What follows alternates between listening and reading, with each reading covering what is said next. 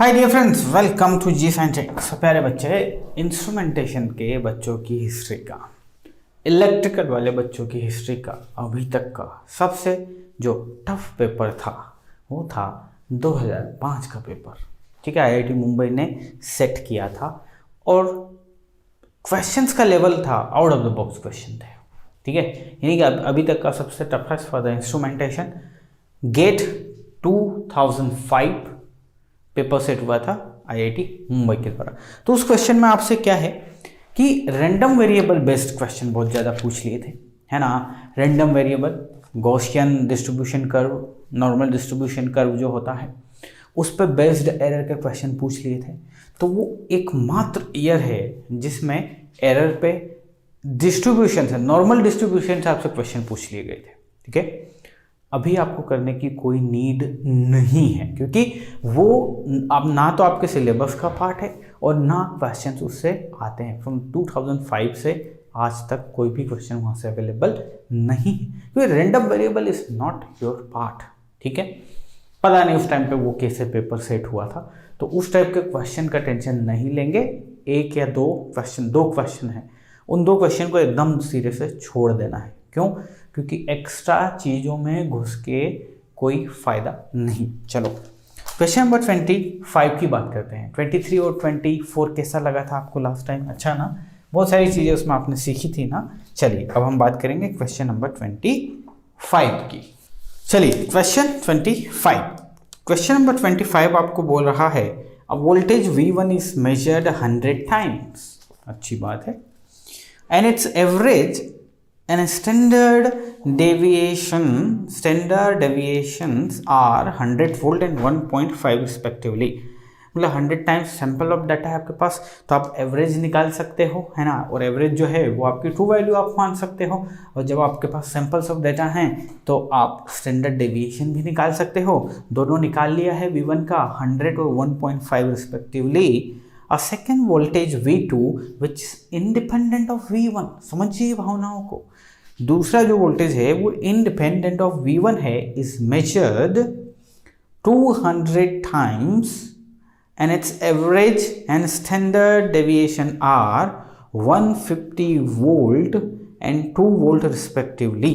ठीक है, एक दूसरा वोल्टेज है V2 जिसको भी मेजर किया जा रहा है। ठीक है,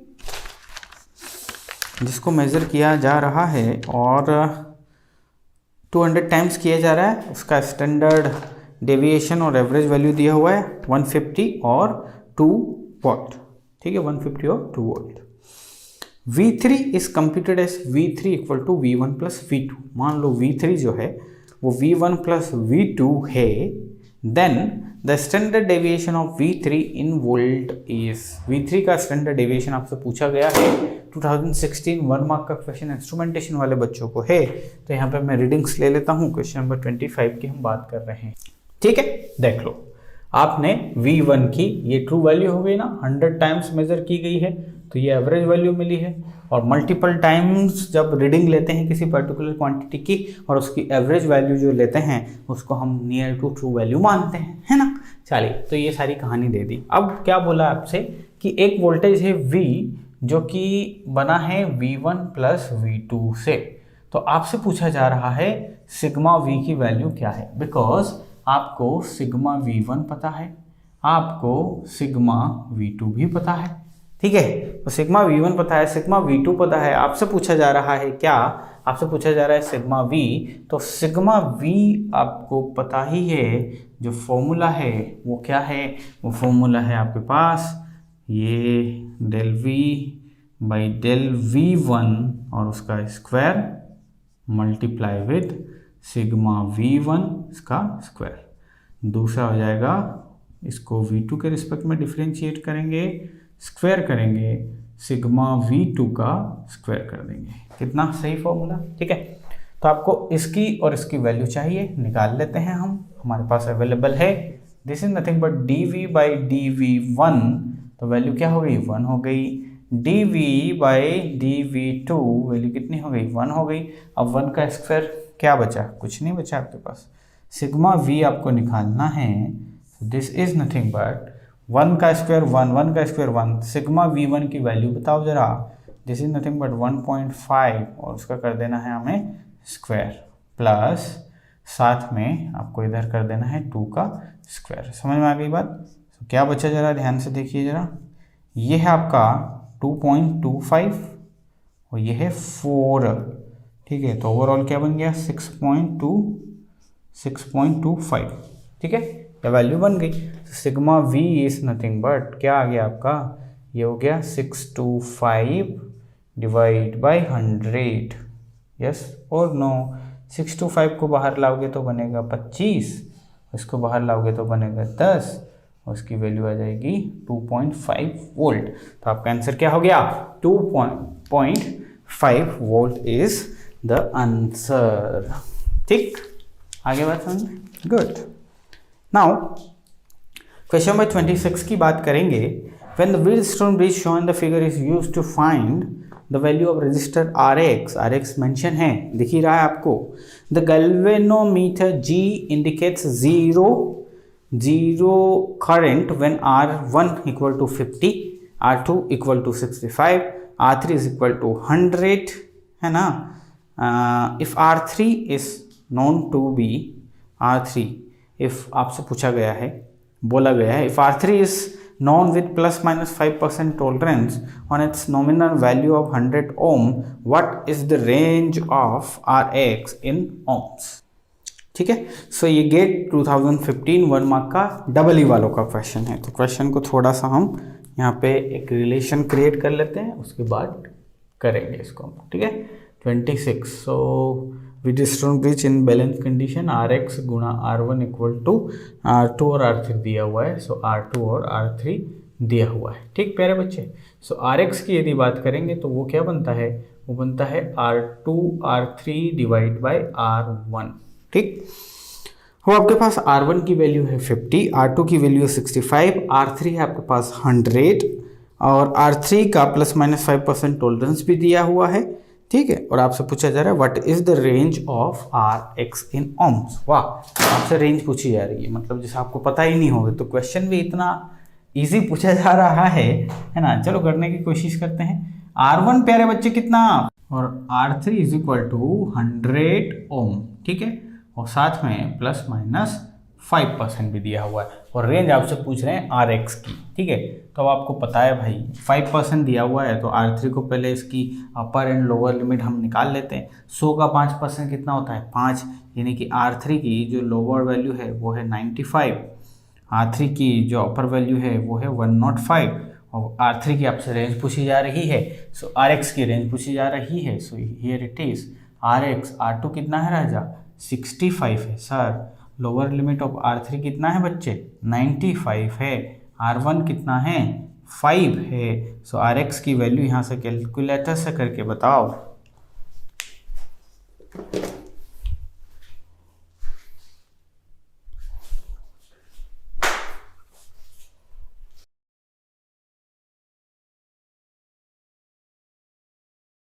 ये 123.5 ओम। चलिए इसकी अपर लिमिट निकालते हैं। सो अपर लिमिट के लिए यहाँ पे हम यूज करेंगे 105।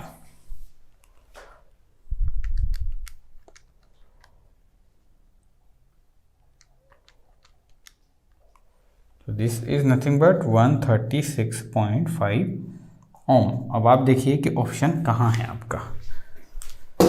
ऑप्शन जो है वो है 123.5 136.0.5, यानी कि option A is correct answer. तो इस टाइप का 1 मार्क का क्वेश्चन आएगा तो 1 मार्क के हिसाब से ही इसकी वो थी, चलेगा, ठीक है। क्वेश्चन नंबर 27 की बात करते हैं। The following measurements are taken on a single phase load, voltage equal to 220 plus minus 1%, I equal to 5 ampere plus minus 1%, and power is nothing but 555 watt plus minus 2%. If the power factor is calculated using these measurements, the worst case error in the calculated power factor in percentage is। 1 mark का question है, double E वाले बच्चों का है, और मजे की बात यह है कि इसने वर्स्ट केस एरर पूछा हुआ है।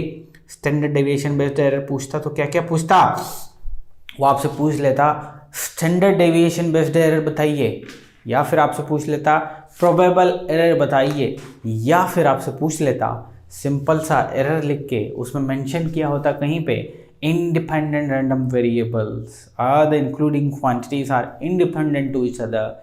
सो आपको स्टैंडर्ड डेविएशन बेस्ड का फॉर्मूला लगाना है ना। चलिए राजा बच्चा, the following measurements are to be are taken. So जो वैल्यूज़ हैं हमारे पास उसकी हम बात कर लेते हैं। v की है, i की है, पावर की है, और पावर फैक्टर के बारे में पूछा गया है, सिंगल फेस है। तो अब आपको पता ही है कि पावर फैक्टर और पावर क्या रिलेशन है, v equal to vi cos phi, you know very well this cos phi is nothing but the power factor. ठीक है, सॉरी यहाँ पे एक मिस्टेक हो गया है, this is not v, this is power. Power बोले तो आप जिसे मेजर करना चाहते हैं, तो पावर लिख लीजिए, वाट लिख लीजिए, वट एवर इट इज। यानी कि जो cos phi है वो रिलेशन करता है p डिवाइड बाई vi से, ये इस टाइप से रिलेशन रखता है। ठीक है, पावर फैक्टर cos phi होता है और दिस होता है। ठीक है, अब आपसे क्या पूछा जा रहा है, वर्स्ट केस एरर पूछा जा रहा है राजा, वर्स्ट केस एरर पूछा जा रहा है प्यारे बच्चे। अब तू मुझे बता, पावर v i तीनों मल्टीप्लिकेशन या डिवीजन में है, तो इसका मतलब परसेंटेज एरर्स गेट एडेड पढ़ा है कि नहीं पढ़ा है, तो बनेगा ना हमसे। तो cos phi यानी कि पावर फैक्टर जो है, पावर फैक्टर में जो परसेंटेज एरर की बात होगी वो क्या हो जाएगी, percentage error of p plus percentage error of v plus percentage error of i। सो राजा बच्चे, पावर की इसमें कितनी दी हुई है 2%, करंट की 1% और वोल्टेज की भी 1%। So this is nothing but 2% plus 1% plus 1%। So finally you are getting 4%। So 4% जो है ना, ये percentage value of power factor error है, यानी कि EPF इन परसेंटेज क्या हो गया, एप्सिलॉन PF इस इन परसेंटेज हो गया आपका 4%। ठीक, सो आपका इसमें कैसे क्वेश्चन पूछा गया था, हाँ सिंपली इन परसेंटेज पूछा गया था, तो आपका आंसर कितना है राजा, 4 आपको वहाँ पे लिख के आना है, 4 लिख के आना है। अदरवाइज पावर फैक्टर की यदि बात करें तो पावर फैक्टर की वैल्यू के साथ यदि ऑप्शन नहीं होता तो पावर की वैल्यू कितनी है, पावर की वैल्यू है 555, ये मैंने लिख दी 555। चलिए, इसके बाद वोल्ट की वैल्यू है 220 मैंने कर दिया, और करंट की वैल्यू यहाँ पे दिया हुआ है 5 एम्पियर। सो 5 से ये कितनी बार जाएगा, 1 टाइम्स। ठीक है, सो ये 110 नीचे 120, तो ये तकरीबन 0.5 के बराबर है, ये तकरीबन 0.5 के बराबर। ठीक है, समझ गए क्वेश्चन नंबर 27 को। क्वेश्चन नंबर 28 की बात करते हैं, अगेन डबल ई वाले बच्चे, ट्रिपल ई वाले बच्चों के लिए क्वेश्चन नंबर 28 की बात करते हैं। चलिए क्वेश्चन नंबर 28 पे आते हैं। Two resistors with nominal resistance values R1 and R2 have additive uncertainties के बारे में डिस्कशन किया गया, हमने नहीं किया, तो चलो अनसर्टेनिटी के बारे में डिस्कशन कर लेते हैं, उसके बाद इस क्वेश्चन पे आते हैं। ठीक है, तो आपके पास एरर की जब बात कर रहे थे तो एरर में आपने वर्स्ट केस एरर देखा, मैक्सिमम पॉसिबल एरर के बारे में आपने बात करी, यस और नो। उसके बाद एक नया तरीका इन्वॉल्व हुआ और वो स्टैटिस्टिक्स पे बेस्ड था, मैथमेटिक्स उसमें इन्वॉल्व थी, उसका नाम था स्टैंडर्ड डेविएशन।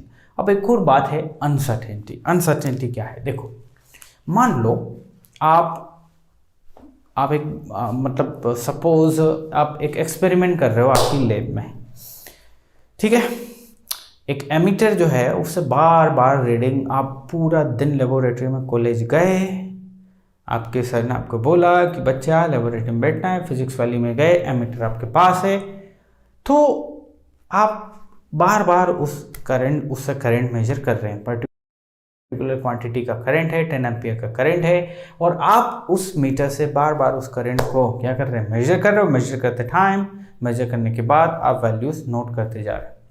नोट करने के बाद आपने क्या किया,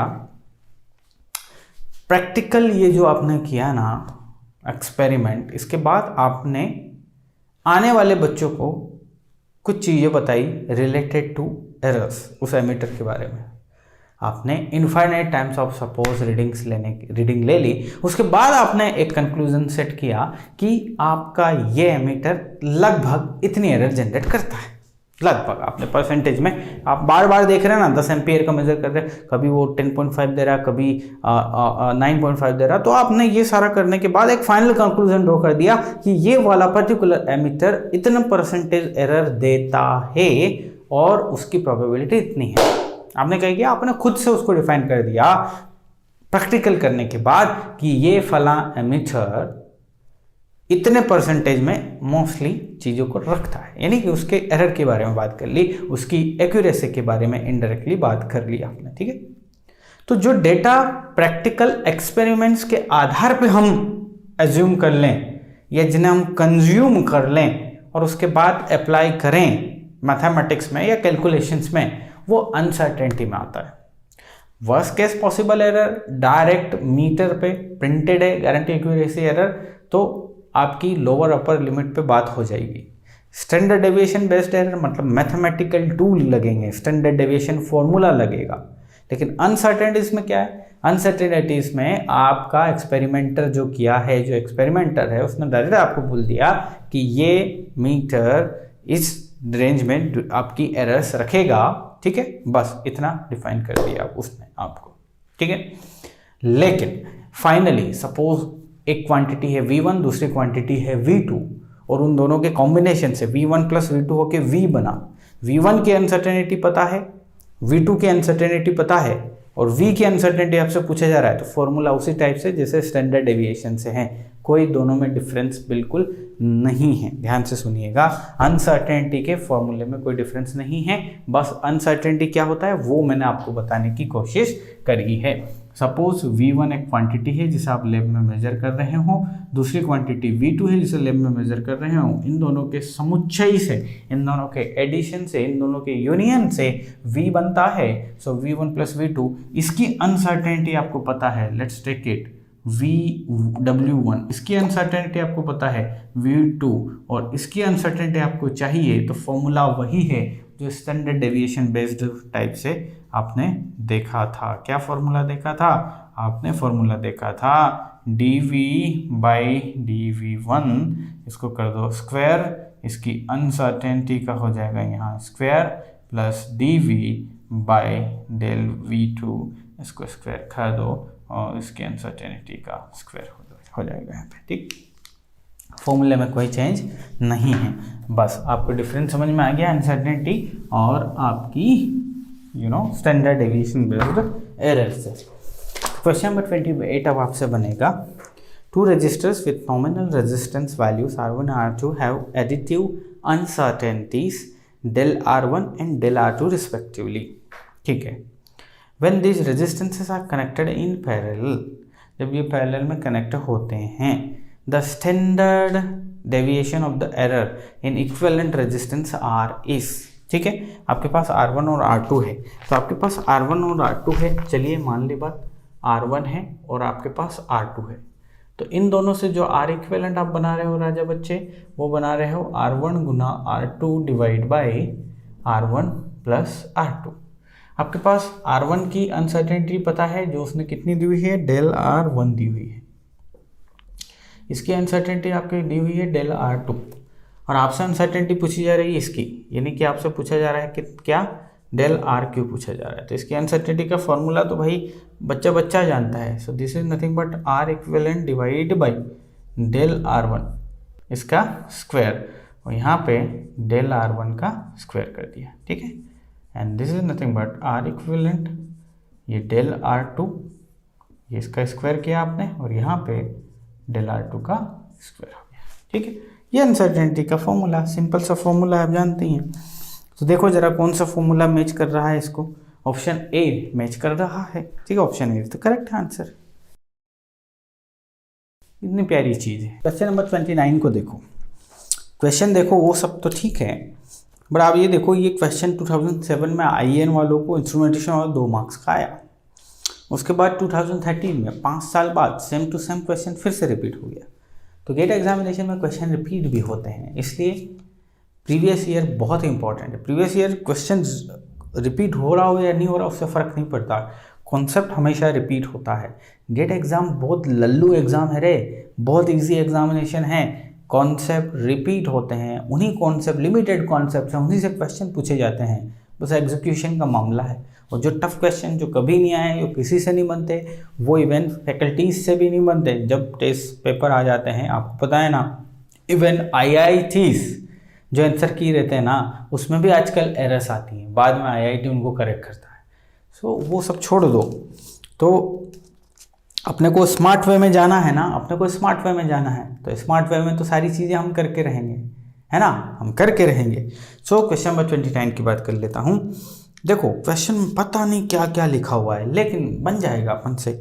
2 ammeter A1 and A2 measure the same current and provide readings I1 and I2 respectively. The emitter errors can be characterized as independent, zero, mean, Gaussian, random variable of standard deviation sigma 1 and sigma 2. अब आप घबरा गए, sir ये तो पढ़ा नहीं हमने, independent, zero, mean, Gaussian, random variable. तो मेरे बच्चे, जब आपके पास मल्टीपल सैंपल्स हैं, मल्टीपल डेटास हैं, और जब आप उन्हें प्लॉट करते हैं, प्लॉट में उसको फ्रिक्वेंसी डिस्ट्रीब्यूशन कर्व दिया था ना, तो उस फ्रिक्वेंसी डिस्ट्रीब्यूशन कर्व को अलग अलग मेथड से हम एनालिसिस करते हैं। उनमें से एक मेथड है आपकी zero, mean, Gaussian, random variable, इसको नॉर्मल वेरिएबल भी कहते हैं, ठीक है। तो कुल मिला के इनसे आप निकालोगे क्या, स्टैंडर्ड डेविएशन जिसकी वैल्यू इसने दी हुई है sigma 1 and sigma 2। The value of the current is computed as I1 की जो वैल्यू, I की जो वैल्यू है वो mu I1 plus 1 minus mu I2 है। क्या भैया, I की वैल्यू दे दी, I1 और I2 का स्टैंडर्ड डेविएशन दे दिया, तो पूछ क्या रहा है रे, द वैल्यू ऑफ म्यू, ये म्यू जो दिया है इसकी value, which gives the lowest standard deviation of I is, और 4 ऑप्शन दे दिए। हवा भी नहीं लगेगी इस क्वेश्चन में कि ये पूछ क्या रहा है। बड़े एग्जामिनेशन में ऐसा होता है, थोड़ा सा दिमाग लगाओ, पढ़ो, कूल तरीके से हमें क्वेश्चंस को पढ़ना है, घबराना नहीं। इसमें कुछ टर्म्स है हमने नहीं पढ़े, फिर भी बनेगा आपसे, क्योंकि हम इसको 80% जानते हैं इस क्वेश्चन को, बस काफ़ी है। क्वेश्चन के एग्जीक्यूशन में यदि आपको थोड़ा सा भी आइडिया है तो स्मार्ट बच्चे इसको कर लेगा, आप कर लेंगे, पक्का कर लेंगे, ठीक है। तो मैं डेटा लिख रहा हूँ, उसके बाद एग्जीक्यूशन करेंगे। क्वेश्चन नंबर 29 की बात हो रही है। सो I इक्वल टू दिया हुआ है I1 का, ये जो I1 है इसका सिग्मा 1 दिया हुआ है, इसका सिग्मा 2 दिया हुआ है, ठीक है। अब आपसे पूछा जा रहा है कि जो I का सिग्मा है वो लोवेस्ट होगा म्यू की किस वैल्यू पे। तो सबसे पहले तो इसका फॉर्मूला लिख दो आप, फॉर्मूला अब आपके खून में चला गया है, ठीक है। ये हो जाएगा I divide by del I1, इसका कर दो स्क्वायर, साथ में सिग्मा 1 का कर दो स्क्वायर। ये है मेन करंट I, इसको I2 के रिस्पेक्ट में डिफरेंशिएट कर दो और साथ में सिग्मा 2 का स्क्वायर कर दो। इतना प्यारा सा फॉर्मूला है। अब आपको एग्जीक्यूशन में क्या क्या चीज़ें लगेंगी, आपको एग्जीक्यूशन में चीज़ें लगेंगी ये जो कि आपके पास नहीं है, निकालनी पड़ेंगी, और ये जो आपके पास नहीं है, इसकी वैल्यू है उसने दे दी, उसकी भी वैल्यू है। चलिए, तो इस I को I1 के रिस्पेक्ट में डिफरेंशिएट करते हैं। So this is nothing but del I1। तो आपके पास क्या बचेगा, म्यू, इक्वेशन नंबर 1, ठीक है। इसी I को आप I2 के रिस्पेक्ट में डिफरेंशिएट करें तो इसकी वैल्यू आएगी म्यू। Good my point. चलिए, वैल्यू जो आ गई आप इस इक्वेशन में रख दें, तो sigma I is nothing but mu का स्क्वायर, ये हो जाएगा म्यू का square into sigma 1 square, plus ये हो जाएगा 1 माइनस म्यू स्क्वायर सिग्मा 2 का स्क्वायर। अब आपसे पूछा जा रहा है कि इसकी वैल्यू होनी चाहिए मिनिमम, इसकी वैल्यू मिनिमम होनी चाहिए म्यू की किस वैल्यू पे होगी। अब आप घबरा गए, यार ये क्या पूछ रहा है, ये क्यों पूछ रहा है, क्योंकि आपका जो म्यू की वैल्यू उसने दी हुई है वो सिग्मा के फॉर्म में दी हुई है, वो आपकी सिग्मा और सिग्मा 2 के फॉर्म में दी हुई है। देखो ऑप्शन से देखो ज़रा ध्यान से, तो कैसे करें। अब आपके पास दो रास्ते हैं, एक रास्ता इसकी वैल्यू मिनिमम है, चेक करेंगे, μ1 की वैल्यू पुट करते जाएं ऑप्शन से, 4 ऑप्शन से अलग अलग वैल्यू पुट कर दो। 4 ऑप्शन ए पुट करो, म्यू की जगह देखो कम आया, ऑप्शन बी पुट करो, ऑप्शन सी करो, ऑप्शन डी, 4 आ गए, चारों को देखो जो सबसे कम है उसको टिक कर दो। और दूसरा रास्ता है शेर का रास्ता, है ना। तो दूसरे रास्ते में आप थोड़ा सा दिमाग लगाओगे, दिमाग खोपड़ी को यूज़ करोगे, एप्टीट्यूड लगाओगे, उसके बाद करोगे। तो कैसे, देखो देखो देखो देखो, बड़े बड़े बड़े ध्यान से देखना इस बात को। लेता हूँ अपने हिसाब से, मान लिया मैंने 100 मान लिया, 1 इसको मान लिया और सिग्मा 2 को 2 मान लिया मेरे हिसाब से, क्योंकि सिग्मा 1 सिग्मा 2 की वैल्यू जो है वो मेरे पास ऑप्शंस में भी अवेलेबल है, ठीक है। तो ये मैंने मान लिया, अब जादू हो जाएगा। जैसे ही मैंने ये वैल्यू माना, मैं इसको कन्फाइंड कर दिया हूँ। मैं इसको कैसे कन्फाइंड कर दिया, ये यहाँ से बचा म्यू स्क्वायर और ये बचा आपका +1 माइनस म्यू उसका स्क्वायर, और यहाँ पे इसका हो जाएगा 4, ठीक है। तो कहानी क्या बची आपकी, आपकी कहानी बची